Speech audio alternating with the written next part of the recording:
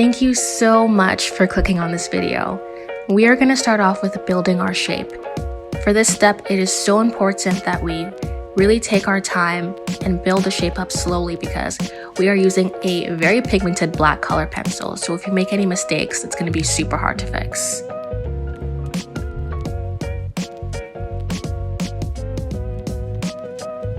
Now that we have our shape on and we're happy with how it looks, we are going to lay a black paint over our shape. And now you see me using a very teeny tiny blending brush to blend this out. The reason why it's important to use a small blending brush is because we are trying to keep our blend very contained within the shape that we have just created. So take your time blending this out and make sure you keep your pressure very light. We do not want to disturb the base that we have underneath.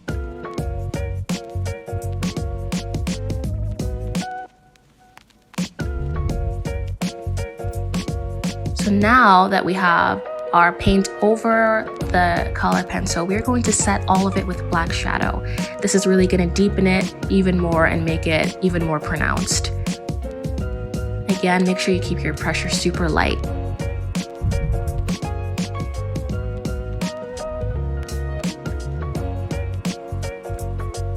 Now we are going to add our purple colored base on top. So I'm using really light pressure again. And once I have the color on, I pat it to set it.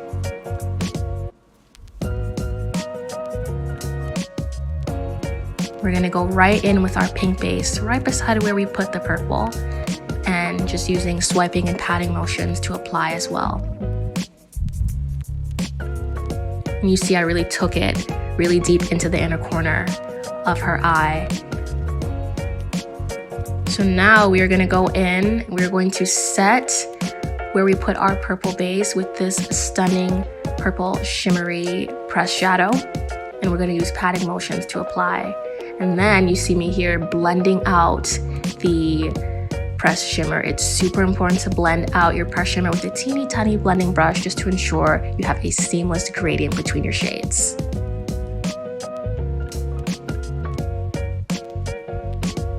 Same idea here, the same way we set our purple base with the purple pressed pigment, we are setting our pink base with a pink pressed pigment. How pretty is it? Oh my goodness. When I put this on, I was like, oh my gosh, this is like the prettiest pink pressed shimmer.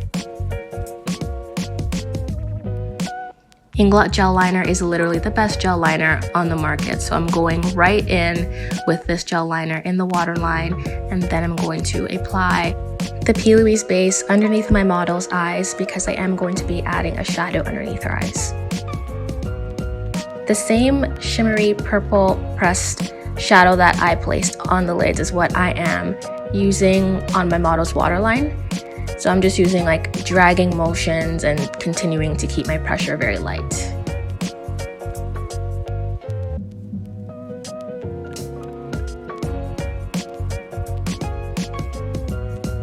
This has become my favorite mascara. It really does an amazing job of accentuating lower lashes, so I definitely would recommend it.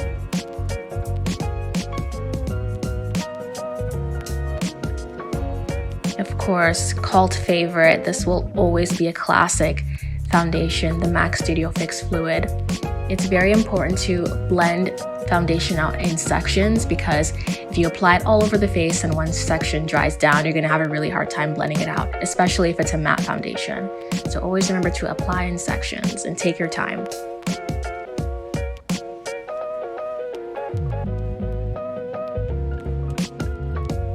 So now I'm going to be applying concealer, and I'm using this amazing Too Faced concealer. It is great for brightening, super great coverage, and you see me using tapping motion here. This is definitely an effective way to apply concealer. When you tap it, it actually helps to set it. I love to be very liberal when I apply concealer because it really just helps to really brighten the face and add extra coverage, and I love full coverage. I love high coverage, I love crazy glam. So now we are going to go in with this Dior foundation. I actually use this to contour, and you really want to make sure that your contour is blended. So take your time, apply a little bit at a time.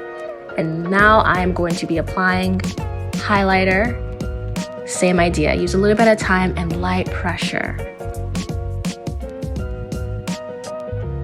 Now that we are done with the eyes and the face, let's tie everything together with a beautiful lip. So just ensure that you are taking your time when you are applying lip liner. We do not want any mistakes. We want that liner to be sharp. And I'm going to blend this Louise lip base into the lip liner to get a seamless gradient between the lip liner and the lip base.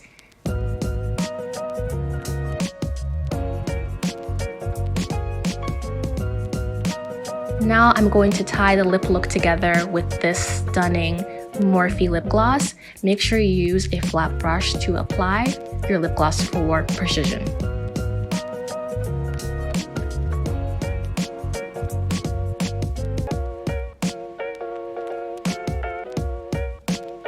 This has become one of my favorite setting powders because it's not too heavy and it's not too light.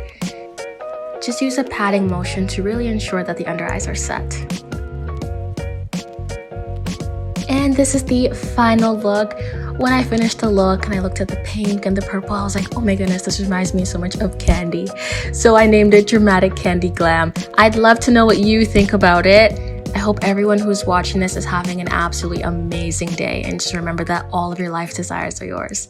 See ya!